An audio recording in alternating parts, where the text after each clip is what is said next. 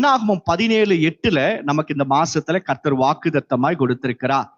ஆரோனுடைய கோல் துளிர்த்திருந்தது, அதுல பூ பூத்தது, அதுல பழங்கள், வாதுமை பழங்கள் கண்டதாக வேதத்தில் எழுதப்பட்டிருக்கு. 1ஆம் தேதி இந்த மாதத்துல அதை குறித்து நம்ம தியானித்தோம். இந்த கோலை கர்த்தர் அதோடு கூட விடல, அதை கொண்டு போய் கர்த்தர் எங்க வைக்கிறாராம்? உடன்படிக்கை பெட்டியில வைக்கிறார். இந்த உடன்படிக்கை பெட்டியில என்னெல்லாம் இருந்தது என்று சொல்லி வாசித்தோம்னா, பொன் பாத்திரத்துல வானத்திலிருந்து பொழிந்த மன்னா இருந்தது. கர்த்தரே கைப்பட எழுதி கொடுத்த கற்பலகைகள் இருந்தன. அந்த 10 கட்டளைகள் இருந்தது. அது மாத்திரம் இல்லாம துளிர்த்த இந்த ஆரோனுடைய கோலையும் உடன்படிக்கை பெட்டியில வைத்தார்கள். இப்ப கவனிங்க, இப்ப இந்த உடன்படிக்கை பெட்டி எங்கெல்லாம் போகுதோ அந்த இடம் ஏற்புடையதாக இருந்துச்சு அப்படின்னா கர்த்தருடைய ஆசீர்வாதம் அந்த இடத்துல உண்டாகும். ஓபேத் ஏதோமுடைய வீட்டுல இந்த உடன்படிக்கை பெட்டி இருந்தபோது அவனையும் அவனுக்கு உண்டான எல்லாவற்றையும் கர்த்தர் ஆசீர்வதித்தார். யோர்தான் நதியில இந்த ஆசாரியர்கள் உடன்படிக்கை பெட்டியை சுமந்து கொண்டு அவங்க கால் பட்ட மாத்திரத்துல யோர்தான் 2ஆக பிளந்தது. எங்கெல்லாம் இந்த உடன்படிக்கை பெட்டி சுமக்கப்பட்டு போகிறதோ அங்கெல்லாம் கர்த்தர் தம்முடைய ஜனங்களுக்காக இறங்கி அற்புதங்களையும் அடையாளங்களையும் அவர் அநேக கிரியைகளையும் செய்திருக்கிறார். கர்த்தருடைய பிள்ளைகளை, உன்னை ஆண்டவர் துளிர்க்க செய்கிறார். உன்னையும் என்னையும் கர்த்தர் கனியுள்ள பிள்ளைகளாக ஆசீர்வதிக்கிறார்.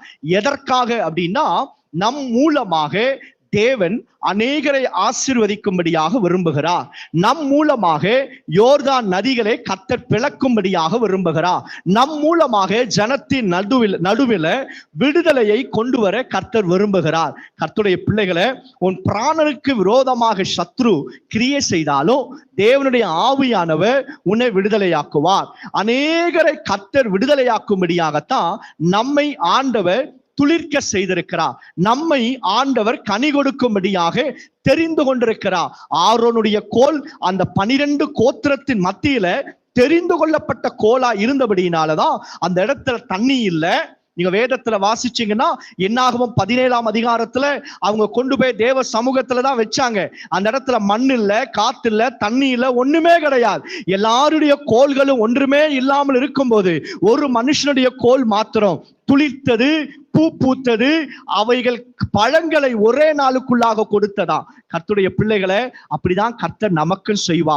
உன் வாழ்க்கையில உனக்கு ஒண்ணுமே இல்லாம இருக்கலாம், எந்த சாதகங்களும் இல்லாம இருக்கலாம், மனுஷ உதவி இல்லாம இருக்கலாம், நீ கைவிடப்பட்டிருக்கலாம், தனித்திருக்கலாம்.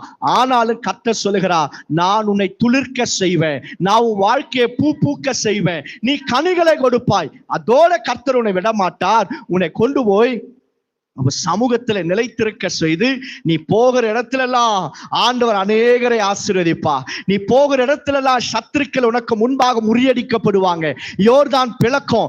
இவ்வளவு அற்புதங்கள், அடையாளங்கள் கர்த்தர் நம் மூலமாய் செய்வார். வாய்த்து சொல்லுங்க, என் மூலமாய் செய்வார். அல்லேலூயா. ஆண்டவர் நம்மை தெரிந்து கொண்டதற்கு ஒரு நோக்கம் உண்டு.